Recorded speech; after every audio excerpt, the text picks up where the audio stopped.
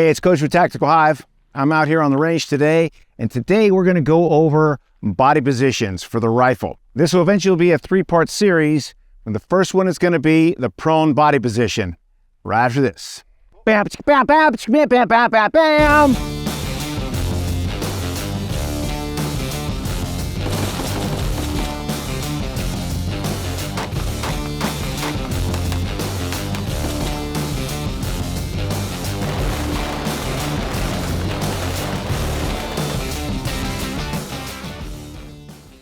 Hey, this video is brought to you today by CCW Safe. Let's face it, you're going to need self-defense legal protection. Even if you are involved in the cleanest shoot you can imagine, someone's coming after your wallet, and CCW Safe will be there to help you out. They'll bring a pro and hold your hand, walk you right through. They've done it before, you haven't.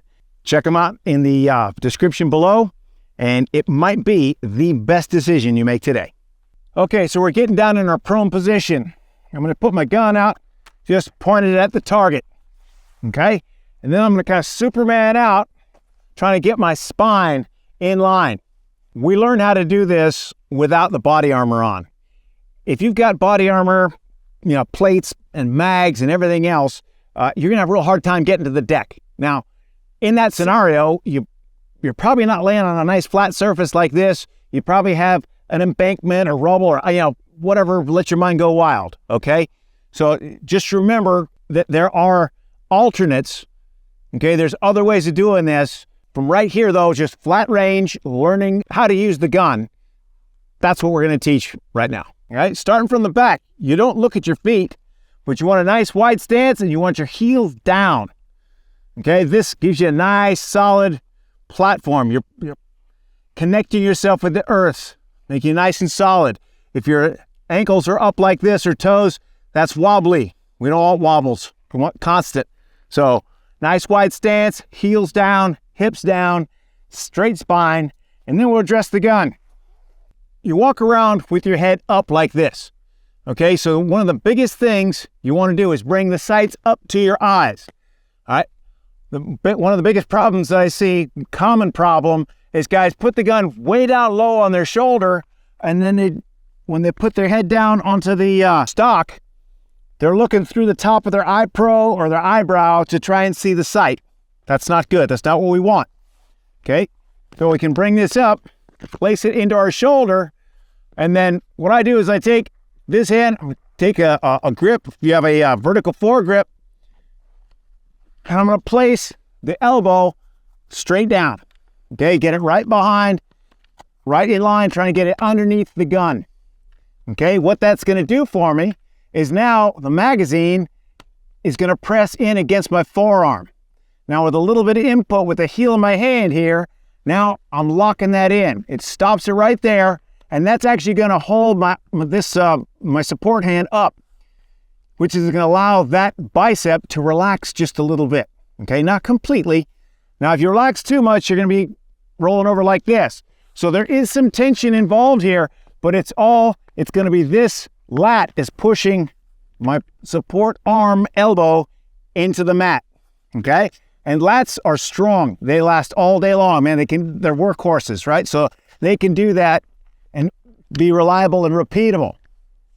Okay, now once I've got that, I'm here. I want to put my chin high, find a spot, and then scrape my face down, because you want to take that skin tension out of your cheek. Okay, you're just taking all that wobble and rolling out of there. And then you're going to I've already found my good eye relief. That's the distance between my rear sight and my eye. If you got a red dot, eye relief don't matter. All right, with iron sights and with telescopic sights, it does. So you find that spot depending on what you're using. Red dot, no problem. Okay, now, once I'm pretty lined up, I'm lined up on my target, now I'm going to check my natural point of aim. So there's two things, elevation and windage, right? So for windage, what you do is you're going to close your eyes, you can breathe in, breathe out to your natural respiratory pause, and then you open your eyes, and you take a look. All right, now I just went high and left. So if I want to bring the sights to the right, I'm going to shift my hips over just a little bit, okay? And then I'm high, so I want to kind of scoop my hips up just a little bit and then relax. Now I'm going to check it, okay? So I'm going to close my eyes, breathe in, breathe out, and check it. Okay, I'm still a little bit to the left. So what do I got to do? Scoot the hip over just a little bit. Okay, and then I check it again. Close your eyes, breathe in, and breathe out your natural respiratory pause. That's that pause between breaths. Now you take a nice deep breath, then you breathe out, and now you're oxygenated, you're good, and you're not like trying to, if I say hold your breath, you're going to go, and you're going to be sitting on this bag of air. That's wobbly. If you breathe out to about the same spot every time. So it's more consistent. So you want the elevation to line up perfectly at your natural respiratory pause. What's real common, guys try and control the elevation with their breath. So they'll breathe in and then they'll breathe out until everything's lined up and then they squeeze. Okay, that's not going to be as consistent as if you go to your natural respiratory pause each time. All right. Okay, so we're all lined up.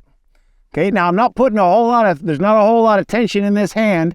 Okay, it's just kind of wrapped up underneath here. If you have a vertical, if you don't, then it would just sit underneath and the weight of the gun sits on top of your hand. Okay, so we're all locked in. Once I'm ready to go. All right, we're dead on ball. So now, finger off safe. Finger on the trigger, and I'm going to breathe in, breathe out.